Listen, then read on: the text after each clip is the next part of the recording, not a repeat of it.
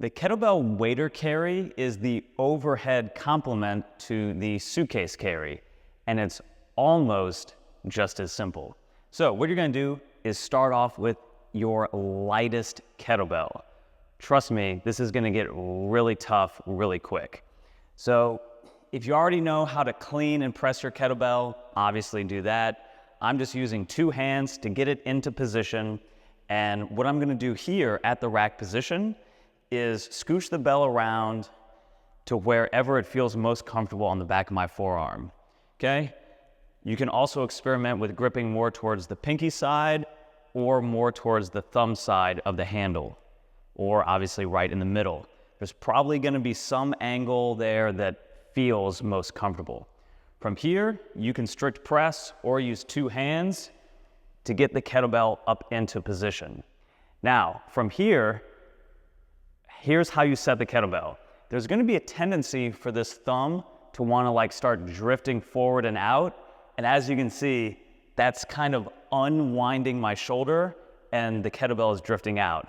Not good. So what I'm gonna do is actually drive my pinky forward or even slightly towards my head. That's winding the shoulder up into socket, and that's gonna be your strongest position. I'm also thinking about keeping my bicep within about 1 inch of my ear. As you get tired here, the arm is gonna wanna start drifting away. Keep it straight overhead. Think about driving your knuckles to the ceiling. Even thinking about getting in a little bit of that gooseneck wrist position. From here, I'm simply going to walk around. And again, you wouldn't think that this would be that tough, but when you're walking, you're compromising your base of support with every step, which means your shoulder stabilizers, really your hip and core as well, has to work extra on each step to stabilize that overhead kettlebell. Okay, so you can see here I'm taking nice slow steps. You can take high knee steps. But the idea is, especially when you first start off, walk slow. This isn't a power walk, this isn't a race. Okay, to bring the bell down, I'm gonna come down nice and slow. I can use my free hand to guide it down into position. Okay, I'm gonna switch, do the other side, using 2 hands, finding my sweet spot, pressing overhead. Okay, again, so some other things to think about here. You wanna stiffen up the tricep, yes, but you also wanna be sure that you're not shrugging the shoulder up into the ear. So it's a bit of a paradox. You wanna pull the shoulder down while simultaneously pressing the kettlebell to the ceiling. So what I like to think about is having this elbow pit as my energy center.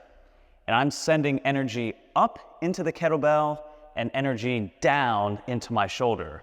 So it's kind of this weird push and pull happening at the same time.